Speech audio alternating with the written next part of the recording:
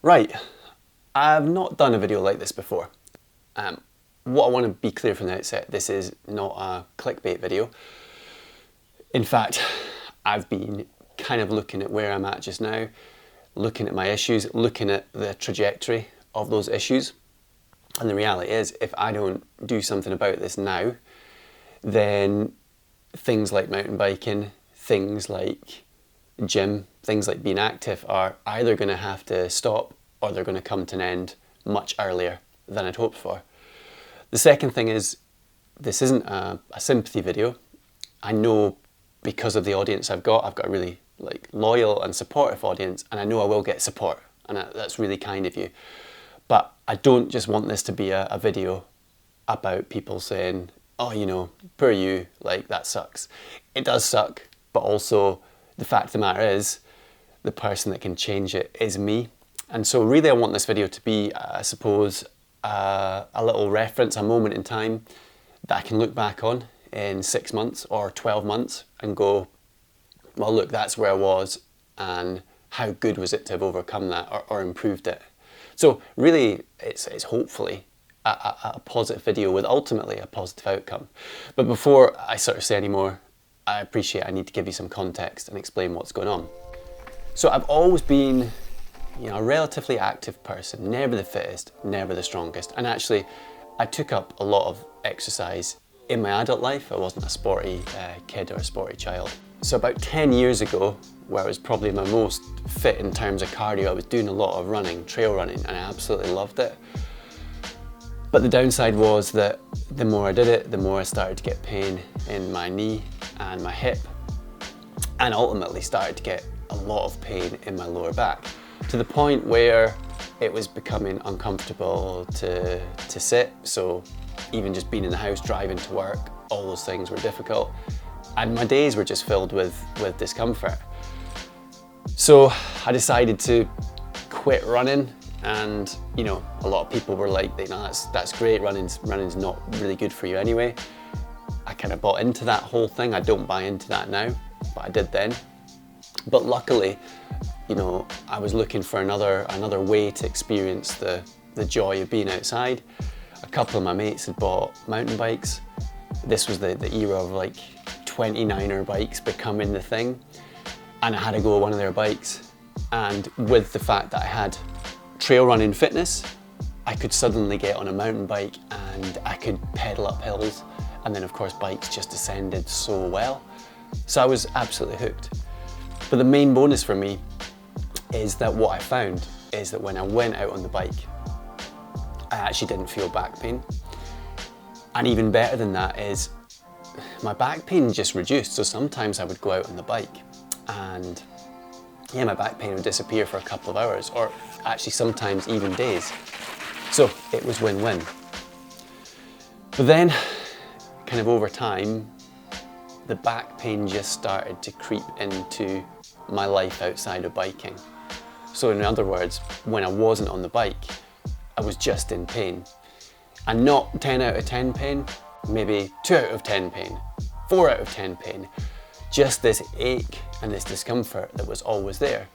And it doesn't sound like a lot, but if you've experienced this, it slowly starts to impact just your mood, just the joy you get out of doing things. So, you know, you're sitting trying to watch like a film, but your back's really sore, difficult to concentrate on the film and get engaged. Silly things like that. Out for a coffee with a friend, you can't concentrate on the conversation because your back is sore. Daft things, but impactful things. So during that time, I started to look at NHS physio and private physio, and made some progress, to be fair. A lot of the physio work that people were focused on was they were identifying that I had pretty tight hamstrings, that I had some weakness in my glutes, and I would always do the exercises and the stretches that the physios gave me to try and sort it. Now what I would say is those exercises and those stretches, they did have a bit of an impact. They would reduce the general pain, especially stretching would sometimes relieve the pain. A bit like the biking, it might relieve the pain for an hour or maybe a day if I was lucky, but it really wasn't actually making a difference. So fast forward to about 3 years ago, I turned 40, And it's interesting because at the time I was just so in love with my mountain biking, and at the same time I was obviously working hard on the YouTube channel, and the YouTube channel was starting to grow and be quite successful. And I was really proud of that, and it just got me thinking about, or evaluating I suppose is a better word, about what I wanted from my life moving forward and what I wanted to do with mountain biking. And the thing that was so obvious to me was I just want to be mountain biking for as long as I can, because it just fills me with happiness. At the time I was looking into longevity and trying to work out what is it that I can do to make sure that I can mountain bike for as long as possible. And the answer was not just more mountain biking. That will help, but what is quite clear from science and research is that for you to be happy and healthy and to keep mobile, you need to be doing some strength and conditioning. So I went to a local gym, met a guy called Jamie who kind of introduced me to strength and conditioning, you know, lifting heavy stuff with barbells. And I suppose this is where the story about my back pain kind of takes a weird sort of fork, a positive and a negative. So the positive was that as soon as I started strength and mobility training, functional training, whatever you want to call it, I started to see a reduction in that back pain. My knee pain, hip pain disappeared, and in actual fact, just my feeling on the bike after even like 6 months, you know, I was stronger on the bike. You know, basic things like if you've ever been in that moment on a bike where you just get the front end caught up and you get forced down onto the bars, having the strength to control that. And my riding actually improved. I genuinely think my ability to corner, my ability to jump, my ability to get through janky stuff just improved. So functional training for me was incredible. But the downside is I was starting to see my back pain creep into my bike riding. So I just sometimes noticed my back when I was pedaling. But the second thing was I would have these flare-ups. And a flare-up for me was when my normal back pain would just increase drastically. So what would tend to happen is I'd maybe be doing exercises. The next day I'd go to get out of bed. If I tried to touch my toes, I could get my hands to basically my knees, so no mobility in the back. It would spread into the top of my left hip, quite a sharp pain, so not just an ache, like a kind of sharp pain, and it would also spread down into like my glute, and it'd be really uncomfortable to like move my leg. So yeah, it wasn't great. So on this one side I was getting stronger and probably in the best shape I'd ever been, but on the other side these flare-ups were a nightmare. In the summer I decided that I was going to make this video of, I don't know, like a year at the gym, because I was really positive. I was like, I'm going to get strong, I'm going to fix these back issues through my strength, and it's going to impact my biking positively. And again, I had some real positives. It was doing well at the gym, was turning up, my general pain was reducing, but now I was getting into the frequency of every 4 weeks, big flare up of the back. So in actual fact, I got into this weird position where I wasn't even getting stronger anymore, because I'd make 4 weeks progress, I'd have a flare up that would set me back 2 weeks, and by the time I'd got caught up again, I was just in this loop.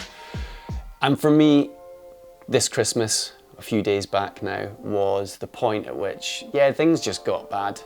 And I'd been ill a little time before Christmas, so I'd had to take a bit of time off and just doing things. And I went back to the gym, did 2 pretty easy sessions. You know, I just worked really carefully on doing light stuff and focusing on movement. And honestly, the back pain was just like ridiculous. It was there all the time. Every time I put any sort of bend into my lower back was just pain. So I couldn't do anything.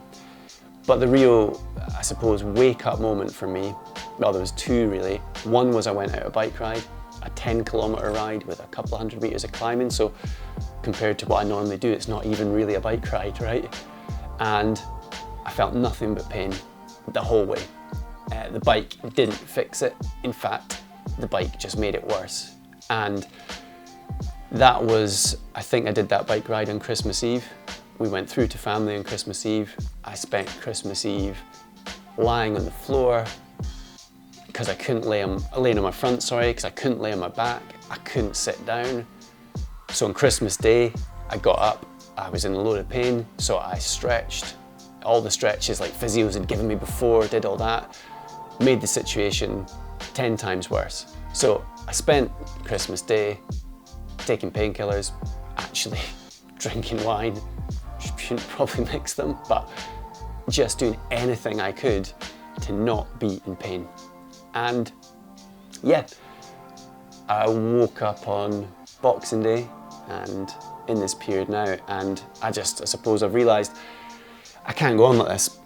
You know, I need to tackle this problem, because in actual fact, it's just getting worse. And yeah, so here I am. So I'm going to stop the video now.